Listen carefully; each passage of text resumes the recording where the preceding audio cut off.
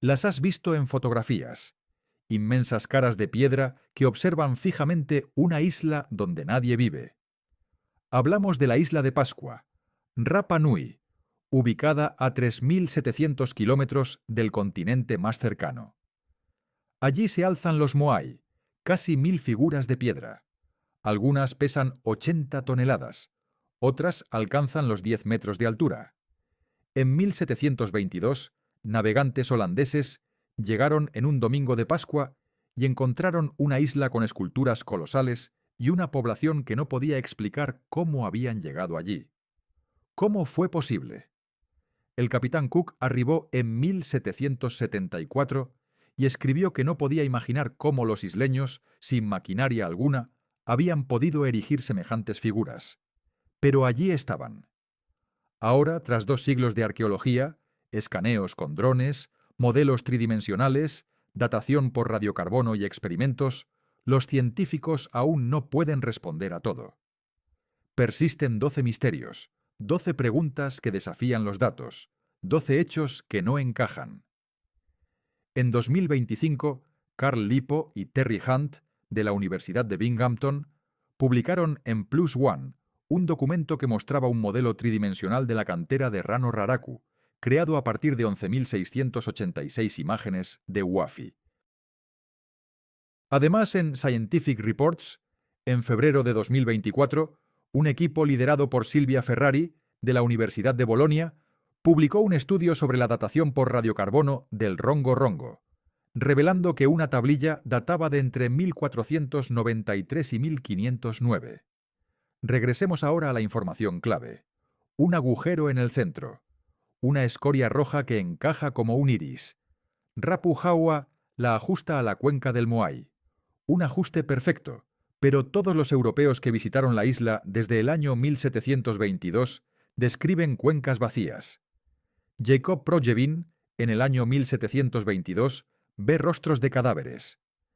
Los españoles, en el año 1770, observan huecos vacíos. Cook, en el año 1774, solo ve piedra. Entonces, ¿dónde fueron a parar los ojos? Sergio Rapua y su equipo encuentran 6 ojos más durante las excavaciones en Ahu Nau Nau. Helena Martinson Wallin identifica fragmentos de ojos en Europa, en los años 1989 y 1990, provenientes de muestras tomadas por Thor Heyerdahl en la década de los 50, antes de que nadie conociera su función. Más ojos aparecen en Binapu, en Taariki, tras los muros de contención enterrados en la arena. Los ojos eran creados ceremonialmente. Coral blanco para la esclerótica, obsidiana negra o escoria roja para la pupila. Esta ceremonia se llamaba apertura de los ojos. Revivía al ancestro. El maná fluía, pero los ojos eran extraídos. Los ancianos Rapanui Josefati y Leonardo Paccarati confirmaron haber visto tales objetos y sabían lo que eran. En el año 2012, los isleños usaron réplicas de ojos de coral durante el recibimiento ceremonial de 2 catamaranes polinesios tradicionales que llegaban desde Nueva Zelanda. La práctica había regresado, pero ¿por qué eran extraídos? Algunos moai ni siquiera recibieron cuencas oculares. 4 moai en Ahu Oroi, 2 en Ahu Hanga Tetenga, 1 en Ahu Hanua Nuamea. Otros transportados y erguidos, pero nunca esculpidos con cuencas. Los ojos significaban finalización, los ojos significaban activación. Sin ellos el moai era piedra. Con ellos el moai se convertía en ancestro. Los científicos sugieren que los ojos eran sagrados, demasiado sagrados para ser mostrados a diario, destinados a ceremonias especiales, removidos después, guardados, protegidos. Pero cuando el culto a los ancestros decayó a mediados del siglo XV, después de que las incursiones esclavistas peruanas se llevaran a 500 personas en el año 1862 y la viruela matara a los sobrevivientes, los ojos desaparecieron. Nadie vivo recordaba dónde estaban guardados, ni cómo usarlos. Un ojo completo sobrevivió en el Museo de la Isla de Pascua. El resto son fragmentos, polvo de coral blanco en la arena. La pregunta no es si los moai tenían ojos. La verdadera incógnita es por qué una cultura que pasó décadas esculpiendo ancestros de 80 toneladas hizo que el elemento más importante, el que daba vida, el que poseía poder, fuera removible. Estos moai de carretera poseen características muy particulares: bases más anchas, secciones transversales en forma de D y una inclinación hacia adelante que oscila entre los 5 y los 15 grados. Ahora Lippo y Hunt se enfrentan a un desafío: construir una réplica de 4,35 toneladas. 18 personas, cuerdas, 40 minutos y 100 metros. El moai se balancea de lado a lado en un zig-zag controlado. Avanza. Las tradiciones orales parecen confirmarse, pero aquí surge un problema crucial. La mayoría de los moai abandonados en las carreteras se encuentran a no más de 2 kilómetros del volcán Rano Raraku, la cantera principal. Un patrón de declive exponencial revela algo inquietante. La probabilidad de que un moai caiga durante el transporte es más alta cerca de la cantera y disminuye a medida que aumenta la distancia, porque aquellos que se derrumban nunca llegan lejos. Los patrones de fractura en los moai de carretera rotos coinciden con las tensiones de un impacto vertical. Cayeron desde una posición erguida, se rompieron mientras caminaban. Pero existe un enigma mayor: Paro, una estatua imponente que se alza en Ahu Tepito Cura. Con 9,9 metros de altura y 74,39 toneladas métricas, se encuentra a 6 kilómetros de la cantera. ¿Cómo es posible si el método de caminata solo parece funcionar para estatuas de menos de 20 toneladas y en caminos preparados? Paro pesa 74 toneladas. El moai más grande jamás colocado en Ahu Tongariki pesa 86 toneladas. La física simplemente no escala. Una réplica de 4 toneladas se mueve con 18 personas. ¿Cuántas personas se necesitarían para mover un moai de 80 toneladas? Los ángulos de las cuerdas cambian drásticamente. La inclinación hacia adelante, que crea un péndulo invertido para los moai más pequeños, se vuelve inherentemente inestable para pesos colosales. Y luego está Tetokanga, un gigante inacabado en Rano Raraku. 21 metros de altura, 270 toneladas, si se hubiera completado. Carl Lippo admite que algunos de estos colosos superaban los límites prácticos del transporte. Pero entonces, ¿por qué molestarse en esculpirlos? Las carreteras muestran un desgaste evidente: 15 pies de ancho, secciones transversales cóncavas, un diseño que no es accidental, múltiples versiones paralelas que se superponen. Los propios moai moldearon los caminos al caminar, creando irregularidades y surcos para los siguientes. Pero la pregunta persiste: si el método de caminata es tan efectivo, ¿por qué la mayoría de los fracasos se concentran cerca del inicio?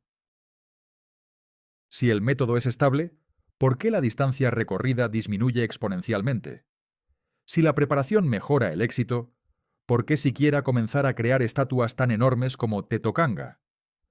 Los científicos han demostrado la caminata, pero no han explicado sus limitaciones.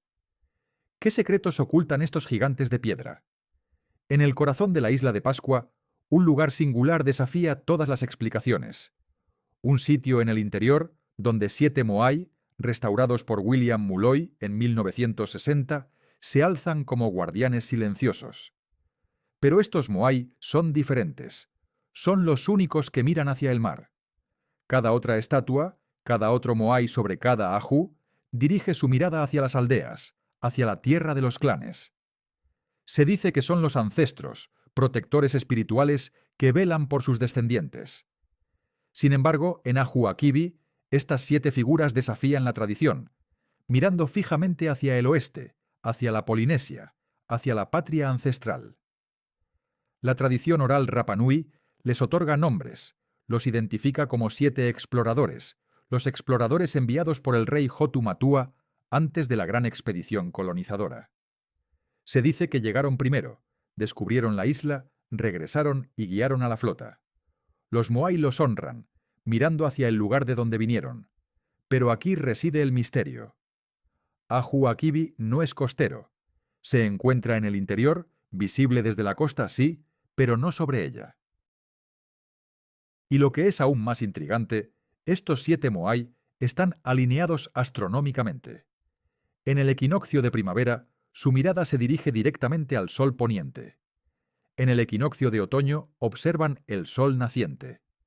James Grant Peterkin, en su Guía de la Isla de Pascua, argumenta que podrían estar vigilando una aldea que existió entre las estatuas y el mar. Una orientación práctica, no simbólica. Pero no hay rastro de esa aldea, ninguna capa de habitación, y cada otro Moai en el interior, incluso sin una aldea cercana, continúa mirando hacia el interior. Estos 7 son una anomalía. ¿Qué secreto guardan? Los arqueólogos sugieren que el lugar pudo tener un significado ceremonial especial, una marca fronteriza, un lugar de encuentro, incluso un santuario dedicado a la navegación y los viajes marítimos. Pero ningún otro Ahu rompe el patrón. Cientos de Moai, sobre docenas de Au, miran hacia el interior. Solo estos 7 miran hacia afuera. Esta alineación con los equinoccios sugiere un conocimiento astronómico profundo, la observación del Sol, un ritual calendárico. ¿Pero por qué solo aquí? Otros Ahu también se alinean con eventos astronómicos, pero sus Moai permanecen mirando hacia la Tierra. Piensa en esto por un momento. ¿Qué motivó esta singular orientación? Los 7 de Ahu Akibi permanecen sin explicación. ¿Eran exploradores o astrónomos? ¿Ancestros o anomalías? Los datos, por ahora, no nos permiten resolver el enigma. Transportados separadamente de los Moai, los Pukao eran colocados en la cima de las cabezas una vez que las estatuas estaban erguidas. La tradición polinesia cuenta que los Pukao representan tocados, largos cabellos recogidos en lo alto. Se creía que el cabello contenía maná, poder espiritual. Los Pukao además mostraban rango, indicaban estatus. El color rojo es sagrado en Polinesia, pero ¿cómo llegaron hasta allí? Moai de 10 metros de altura con un Pukao en la cima. 13 toneladas de escoria roja, equilibradas sobre una cabeza de piedra. No hay evidencia de rampas, ni de andamios.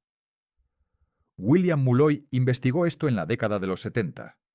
Él propuso que los Rapanui construyeron rampas de tierra junto a los Ahu durante la instalación de los Moai, colocando los Pukao durante la construcción y retirando la rampa una vez finalizada la tarea. Sin embargo, las excavaciones no muestran restos de rampas. No hay capas de tierra compactada, ni escombros de construcción en los lugares esperados. Experimentos con el uso de palancas y cuerdas podrían elevar los Pukao a las cabezas de los Moai, pero requerirían equipos de personas, días de trabajo y un equilibrio preciso. Un solo resbalón y 13 toneladas de escoria aplastarían la cabeza del Moai. Y sin embargo, decenas de Moai lucen Pukao. Algunos Pukao no muestran daños, su colocación es perfecta. Otros se rompieron durante la instalación, hallados fragmentados junto a Moai derribados. El Pukao en Ahu Koteriku fue colocado en 1968 durante una restauración. La revista Paris Match lo documentó. Se requirió equipo moderno, grúas, elevadores de precisión. ¿Cómo lo hicieron los Rapanui con cuerdas, madera y herramientas de piedra? ¿Y por qué esculpirlos por separado? ¿Por qué no esculpir el Pukao, adherido al Moai en Rano Raraku? ¿Por qué añadir complejidad? Algunos investigadores sugieren que los Pukao servían como contenedores de agua, recipientes para agua dulce, ya fuera de forma simbólica o práctica. La isla tiene bajas precipitaciones y las fuentes de agua dulce son escasas. Los Moai a menudo se encuentran cerca de fuentes, pero los Pukao son piedras sólidas. No hay interior hueco ni evidencia de tallado posterior a la colocación. La teoría se derrumba. Los Pukao siguen siendo un enigma de ingeniería, logística y prioridades. 13 toneladas colocadas con precisión en la cima de los ancestros.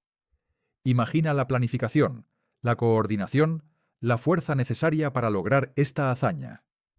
El proyecto de estatuas de la isla de Pascua de la UCLA llevó a cabo excavaciones de 2 Moai entre 2010 y 2014. Joe Ann van Tilburg, al frente del equipo, hizo un descubrimiento asombroso. Torsos colosales, sepultados bajo más de 4,5 metros de sedimento, roca y ceniza volcánica, testigos de siglos de erosión y sedimentación. ¿Pero fueron enterrados deliberadamente estos gigantes de piedra? La respuesta es no. Fueron los implacables procesos naturales los que los cubrieron con el tiempo. Sin embargo, la verdadera sorpresa aguardaba en los torsos ocultos. Petroglifos. Formas de media luna, símbolos huaca, que representan canoas, identificadores de clanes, grabados protegidos de la erosión por su largo entierro, líneas nítidas, un trabajo de cincelado inconfundible. En contraste, los mismos petroglifos en la superficie de los Moai, expuestos al viento y la lluvia durante siglos, apenas son visibles. Esto nos revela un enigma fascinante. Los Moai enterrados estuvieron expuestos el tiempo suficiente para ser esculpidos y luego cubiertos por el sedimento. La pregunta que surge es inevitable. ¿Cuánto tiempo transcurrió entre el tallado y el entierro? La datación por radiocarbono de los sedimentos podría ofrecer una respuesta, pero el material orgánico escasea en los suelos volcánicos. Sarah Sherwood, a través de un exhaustivo análisis del suelo, reveló que las tierras de la cantera de Rano Raraku eran sorprendentemente fértiles, ricas en calcio y fósforo, con restos de plátanos, taro y batatas. La cantera, al parecer, fue una zona agrícola próspera. El sedimento que sepultó a los Moai contenía esta misma tierra fértil, mezclada con la toba lapilli erosionada de la cantera y el coluvión proveniente de la erosión de las laderas. El proceso, según los indicios, fue gradual, no repentino ni catastrófico, sino paulatino. ¿Pero durante cuánto tiempo? ¿100 años? ¿200? ¿500? Piensa en esto por un momento. Los holandeses, ya en 1722, describieron algunos Moai parcialmente enterrados. El capitán Cook, en 1774, observó lo mismo. El entierro, por lo tanto, ya estaba en marcha en el siglo XVIII. Pero los Moai fueron esculpidos entre 1250 y 1500. Esto nos da una ventana de entre 200 y 500 años para la acumulación de esos más de 4,5 metros de sedimento. Los geólogos, sin embargo, señalan que esta acumulación es inusualmente rápida para la erosión natural en una ladera estable. ¿Qué pudo haberla acelerado? La deforestación, la pérdida de la cubierta vegetal y el aumento de la escorrentía son factores a considerar, pero el cronograma preciso sigue siendo un misterio. Los Moai enterrados conservan detalles perdidos en las estatuas de la superficie, pero también señalan un cambio ambiental drástico, cuya fecha exacta nadie ha podido determinar con certeza. Un estudio publicado en la revista Journal of Archaeological Science en 2019, con análisis de suelo realizados por Jo-Ann van Tilburg y Sarah Sherwood, nos devuelve al punto de partida. Un enigma que desafía nuestra comprensión del pasado de la isla de Pascua. La investigación se detiene ahí. En 1868, el obispo florentín Etienne Jausen, en Tahití, recibe un peculiar presente: un cordón de cabello humano enrollado alrededor de una tablilla rongorongo. Intrigado, intuye su importancia y solicita al padre Hipólito Roussel, en la isla de Pascua, que recolecte más tablillas y encuentre a alguien que pueda leerlas. Roussel consigue algunas tablillas, pero se enfrenta a un muro. Nadie puede descifrar su contenido. De vuelta en Tahití, Jausen conoce a Meteoro Ta'a-Ure, un trabajador de Rapa Nui. Meteoro afirma conocer las inscripciones de memoria. Entre 1869 y 1874, Jausen trabaja con Meteoro para transcribir supuestas canciones de 4 tablillas, creando la llamada Lista Jausen. ¿Pero era Meteoro realmente capaz de leer la escritura? La verdad es que recitaba canciones que había memorizado. Cuando los investigadores comparan sus lecturas con fragmentos paralelos de otras tablillas, las inconsistencias saltan a la vista. Meteoro lee algunas líneas al revés, omite símbolos obvios, como la luna llena en un calendario lunar, y en definitiva parece adivinar. Para 1877, la población de Rapa Nui se ha reducido a tan solo 111 habitantes. Las incursiones de esclavistas en 1862 se llevaron a 500 personas, incluyendo a todos los sacerdotes y jefes que conocían el rongorongo. La viruela hizo el resto, diezmando a los supervivientes. El conocimiento de la escritura murió con ellos. Hoy, solo 27 objetos de madera con inscripciones rongorongo han sobrevivido. Tablillas, bastones, ornamentos. Ninguno permanece en la isla de Pascua.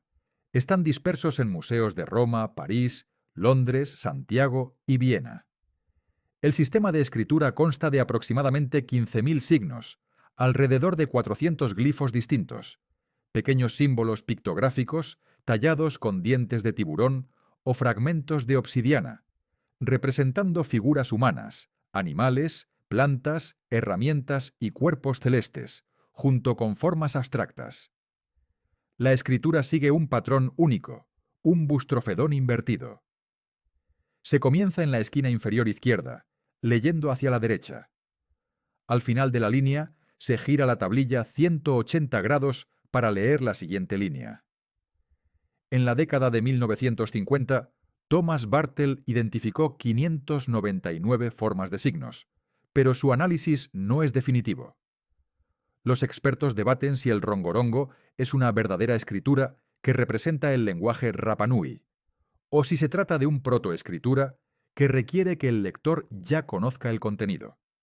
El único fragmento descifrado, hasta ahora, es un calendario lunar en la tablilla C. Mamari, pero incluso este calendario solo puede ser reconocido, no leído completamente.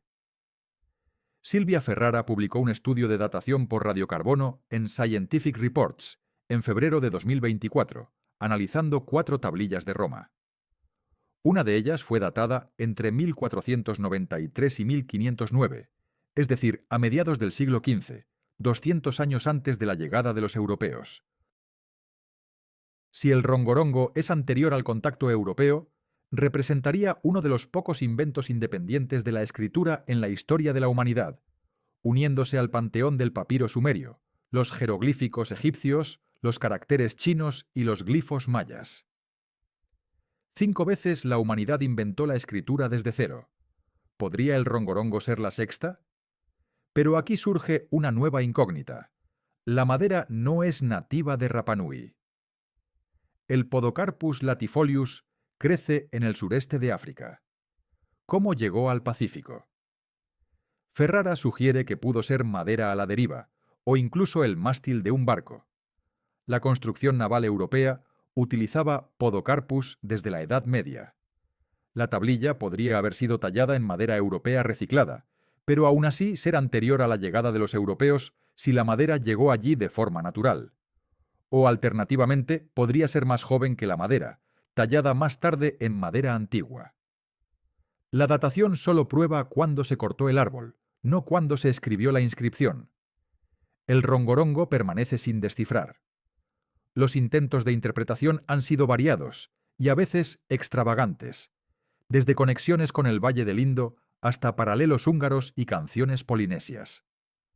Ninguno ha sido aceptado por la comunidad científica. La escritura se ha perdido, el lenguaje se ha perdido, el contenido es desconocido.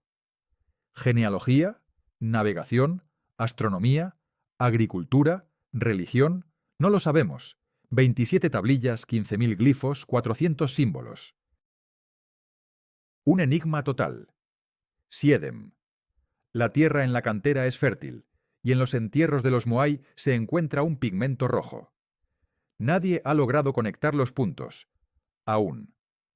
Entre 2010 y 2014, Johan van Tilburg excavó 2 Moai en Rano Raraku. Sarah Sherwood, geoarqueóloga de la Universidad del Sur, analizó las muestras de suelo. Los resultados fueron impactantes. Una alta concentración de calcio, una alta concentración de fósforo, nutrientes esenciales para el crecimiento de las plantas, y evidencia de la presencia de plátanos, taro y batatas. La cantera no era solo un lugar de labrado, era un terreno agrícola, una productiva plantación, una fuente de agua fresca en el cráter. La rica tierra se formó a partir de la meteorización de la Toba Lapilli, mientras los trabajadores excavaban más profundamente en la roca madre. La misma extracción enriquecía el suelo. Van Tilburg afirma que los moai estaban relacionados con la fertilidad agrícola. Los ancestros aseguraban la producción de alimentos. Los colosos no eran solo religiosos, eran prácticos, económicos. La clase dirigente encargaba la construcción de los moai porque la comunidad creía que garantizaban la fertilidad. Pero aquí está lo que no encaja. Van Tilburg también encontró 800 gramos de pigmento rojo en una tumba cerca de uno de los moai, casi 1 kilogramo de ocre natural. Este pigmento se usaba para pintar las estatuas. Los Rapa Nui utilizaban el colorante rojo en ceremonias. Pintaban sus cuerpos, pintaban a sus ancestros, pero esta cantidad es enorme. ¿Sugiere un uso sacerdotal? ¿Una persona de alto estatus? La tumba está directamente relacionada con el moai. Pigmento rojo, restos humanos, el moai, todo junto. Otras excavaciones revelan patrones similares. Abundante pigmento rojo en lugares de entierro cerca de los moai. Huesos humanos agrupados alrededor de los colosos familiares. Los Rapa Nui enterraban a sus muertos cerca de sus ancestros. Pero la conexión entre la tierra fértil, la agricultura y el pigmento rojo ritual es difusa. Si los moai proporcionaban alimento, ¿por qué enterrar personas con ocre junto a ellos? Si las estatuas eran guardianes agrícolas, ¿por qué un ritual funerario tan complicado? Algunos moai en Rano Raraku nunca fueron transportados. Permanecen en la cantera, mirando en diferentes direcciones, en diferentes etapas de finalización. ¿Eran moai agrícolas colocados deliberadamente en tierra fértil? ¿O fueron abandonados durante el transporte, esperando ser trasladados? Un modelo tridimensional, publicado en Plus One en noviembre de 2025, muestra 426 moai en Rano Raraku en diversas fases. Algunos esculpidos de arriba abajo, otros de lado, algunos con el rostro definido antes del contorno del cuerpo, algunos unidos a la roca madre por quillas a lo largo de sus dorsos, mostrando cómo los escultores trabajaban desde abajo hasta la separación. Esta variabilidad sugiere talleres independientes, grupos rodiales, una falta de control centralizado. Pero si cada familia esculpía su propio moai en su zona de la cantera y la tierra era fértil, ¿por qué no dejarlos allí? ¿Por qué transportarlos? Piensa en esto por un momento. La hipótesis de la fertilidad agrícola, la hipótesis del entierro de los ancestros y la hipótesis del taller de clanes no parecen reconciliarse. Existen puntos de datos, pero la conexión se nos escapa. Osiem. 30 talleres independientes esculpieron los moai, pero todos se parecen. ¿Cómo es posible? Noviembre de 2025. Un equipo multidisciplinario, liderado por Cal Lippo, Terry Hunt, Gina Paccarati y Thomas Pingel, se enfrenta al misterio. 11.686 fotografías, 30 vuelos de dron. Enero de 2024, tras el incendio de octubre de 2023 que amenazó la cantera. El objetivo, crear un modelo tridimensional de Rano Raraku. Cada pendiente, cada superficie esculpida, cada detalle de la producción, analizados con una resolución de hasta 1 centímetro. 426 estatuas moai, 341 surcos, 133 espacios vacíos donde los colosos fueron extraídos exitosamente. 5 rampas para el descenso de los moai por las laderas. El modelo revela 30 áreas de extracción distintas. Talleres separados, métodos de extracción diferentes, técnicas de acabado diversas, secuencias de esculpido variables, direcciones de transporte divergentes. Una producción descentralizada, pequeñas agrupaciones autónomas basadas en lazos de sangre, trabajando independientemente. Sin gestión centralizada, sin coordinación de élites, sin una cadena de mando unificada. Pero aquí está la paradoja. Los moai se parecen entre sí. Grandes cabezas que ocupan 3/8 de la longitud total. Narices anchas, barbillas fuertes, orejas rectangulares, cuencas oculares profundas, rostros alargados, cuerpos robustos, brazos en relieve, manos sobre las caderas, pulgares cerca del ombligo, ausencia de piernas, un estilo polinesio minimalista. Existen variaciones, por supuesto. Algunos rostros más anchos, algunas barbillas más afiladas, características individualizadas que representan a ancestros específicos. Pero la forma general es sorprendentemente consistente. Si 30 talleres independientes esculpieron sin supervisión centralizada, ¿cómo mantuvieron la uniformidad del estilo? ¿Intercambio cultural? ¿Tradiciones orales? ¿Enseñanzas de los ancianos del clan? ¿Sistemas de aprendizaje? ¿Conocimiento transmitido de generación en generación? No hay evidencia de escuelas formales, ni firmas de maestros escultores, ni estructuras de gremios. ¿Cómo lograron esta asombrosa coherencia? Las estatuas reflejan un conocimiento cultural compartido, eso es innegable, pero ¿implica eso la ausencia de una labor coordinada? Lippo y Hunt sostienen que las similitudes entre ellas son producto de un consenso cultural, no de una planificación centralizada. Pero detengámonos un momento. ¿Cómo se logra un consenso cultural sin comunicación, sin interacción, sin estándares compartidos? Si los clanes competían por el tamaño de las estatuas y el prestigio que conllevaba, como sugieren las historias orales, ¿por qué conformarse a un estilo único? ¿Por qué no destacar? ¿Por qué no hacer que los moai de cada clan fueran diferentes, fácilmente reconocibles?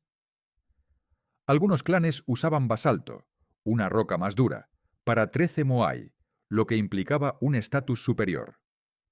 2 a 2, los moai de Trau, 17 de escoria roja. Pero la inmensa mayoría, 900, de toba volcánica. Esta notable consistencia nos lleva a otra pregunta crucial. Los pukao, esos tocados que coronan las estatuas, provenían todos de un único lugar, Punapau. Imagina esto, una extracción centralizada de recursos para las cabezas, pero una talla descentralizada de los cuerpos. La organización social que se deduce de todo esto es asombrosamente compleja, simultáneamente competitiva y cooperativa, jerárquica e igualitaria, independiente y unida. Los arqueólogos se enfrentan a un enigma sin precedentes. Ninguna otra sociedad polinesia construyó monumentos de esta escala. Ninguna otra cultura insular exhibe un patrón semejante. 30 talleres, un solo estilo, ausencia de control centralizado. Una paradoja que ya desconcertaba a Abel Aubert du Petit-Thouars en 1838. ¿Cómo es posible?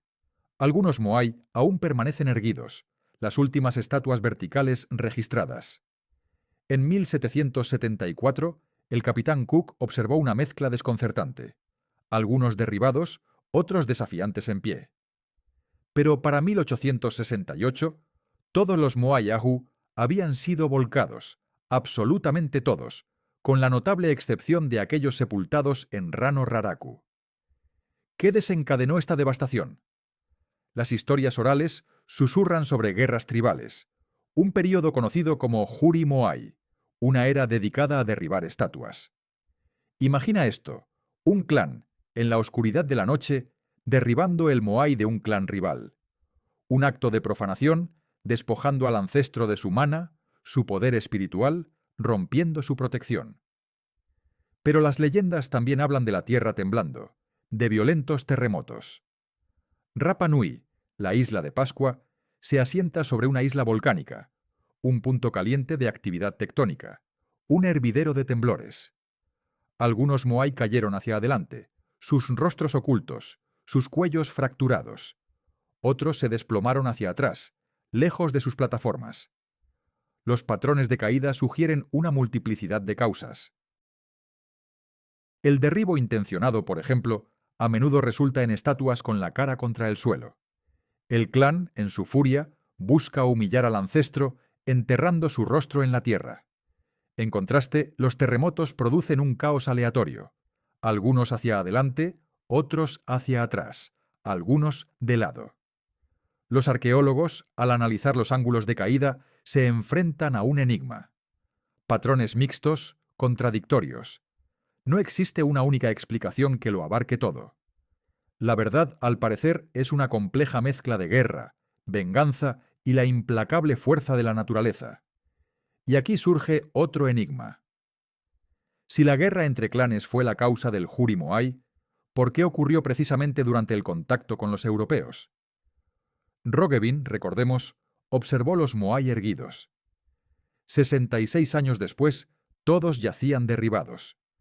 Las enfermedades europeas, como la viruela y la tuberculosis, llegaron después de 1772, provocando un colapso demográfico y la desintegración de la estructura social. A mediados del siglo XV llegaron los misioneros, propagando el cristianismo. El culto a los ancestros comenzó a declinar. ¿Fueron los Moai derribados deliberadamente durante la conversión religiosa? ¿Un acto de desacralización? ¿Un rechazo de los antiguos dioses?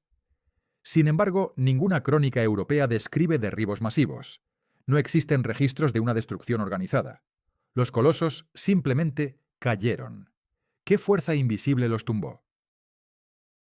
Otra hipótesis emerge, una que nos lleva al culto Tangata Manu, la religión del hombre pájaro. Surgida presumiblemente después de la construcción de los Moai, se concentró en torno a la aldea de Orongo. Cada año una competencia feroz. Representantes de los clanes se enfrentaban en una carrera desesperada para obtener el primer huevo de gaviotín oscuro del islote Motunui. El vencedor, coronado Tangata Manu, ostentaría el poder sagrado durante un año. Un cambio radical donde la autoridad pasó de los jefes hereditarios a los triunfadores del hombre pájaro. ¿Podría ser que el culto del hombre pájaro desplazó al culto ancestral?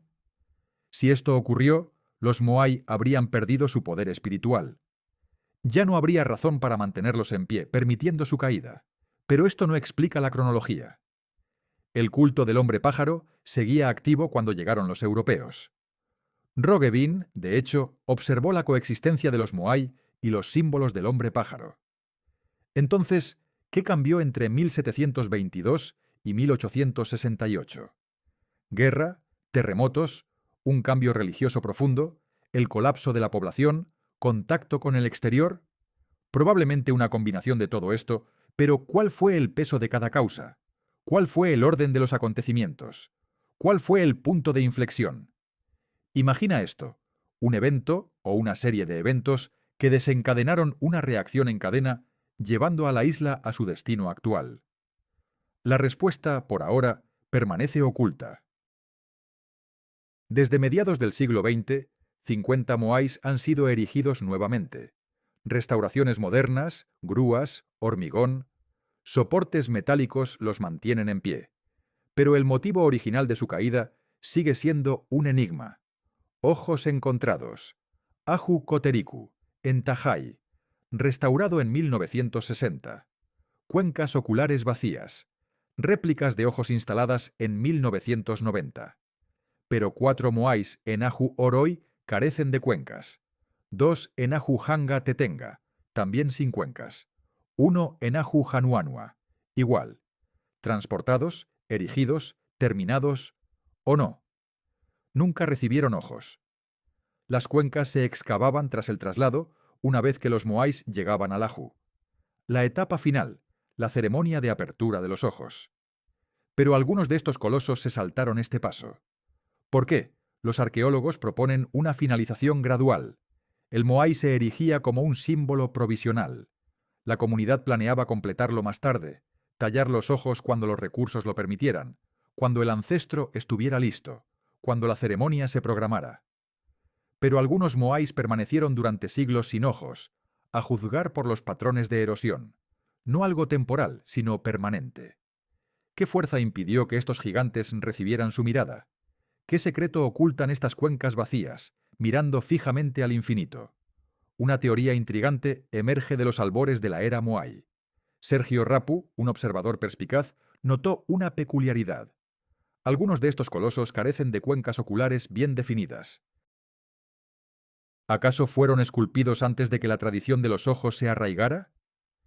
El problema reside en la datación radiocarbónica, un proceso que, en este caso, se muestra impreciso. Sabemos que la construcción de los Moai se extendió desde el año 1250 hasta el siglo X, abarcando 250 años. Distinguir entre las fases temprana y tardía se vuelve un desafío sin la presencia de material orgánico susceptible de ser datado. Pero aquí surge una pregunta aún más inquietante. Si los primeros Moai carecían de ojos, ¿por qué los clanes posteriores, al reconstruir los Ahu, no se los añadieron? Los Rapanui, con frecuencia, remodelaban los Ahu, reutilizaban piedras, reubicaban Moai y reciclaban fragmentos. ¿Por qué dejar a sus ancestros sin ojos? Se creía que los ojos infundían vida a los Moai, liberando el mana, esa fuerza espiritual vital. Sin ojos, el coloso permanece incompleto, desprovisto de poder. O quizás los ojos eran opcionales. Tal vez algunos ancestros no los necesitaban. ¿Es posible que la activación espiritual se llevara a cabo de maneras diferentes, mediante un ritual que no dejó rastros arqueológicos? Piensa en esto. ¿Podría ser que los Moai sin ojos cumplieran funciones distintas? ¿Servían como marcadores territoriales, ayudas a la navegación o símbolos de estatus desprovistos de poder espiritual? La respuesta, como los propios Moai, permanece envuelta en misterio. Un modelo tridimensional revela un dato inquietante. Ni los Moai de Moa ni los de Branoraraku poseen cuencas oculares. 426 estatuas y ninguna presenta las órbitas de los ojos talladas. La explicación oficial, estas se añadían después del transporte. Pero, ¿qué ocurre con los Moai que jamás abandonaron la cantera? ¿Acaso quedaron incompletos, abandonados a su suerte? ¿O fueron colocados deliberadamente en Ranoraraku como guardianes pétreos de la cantera? ¿Defensores agrícolas? ¿Marcadores del territorio de los clanes? ¿Ídolos deliberadamente privados de la vista? El patrón parece claro. Las cuencas se tallaban tras la colocación. Sin embargo, las excepciones son numerosas, y lo más perturbador es que carecen de explicación. ¿Qué secreto ocultan estas anomalías en la isla de Pascua? La cantera en Ranoraraku, 2 metros de longitud, 69 pies, permanece aún unida a la roca madre. De haber sido terminado y erigido, habría pesado alrededor de 270 toneladas, el doble que el Moai más pesado jamás levantado. Carl Lipo reconoce en su artículo de noviembre de 2025 en Plus One que algunas estatuas superaron los límites prácticos del transporte. Tetocanga es una de ellas. ¿Pero por qué siquiera comenzar a esculpirlo? Los escultores conocían las limitaciones del transporte. Habían trasladado cientos de moais, experimentando con los tamaños. Aprendieron a través del ensayo y error. Para cuando comenzaron a trabajar en Tetocanga, los habitantes de Rapanui tenían siglos de experiencia. Sabían que una estatua de ese tamaño no podría caminar. No podría ser trasladada usando cuerdas y trineos de madera. No podría ser erigida en un ajú. Entonces, ¿cuál era el propósito de esculpirlo?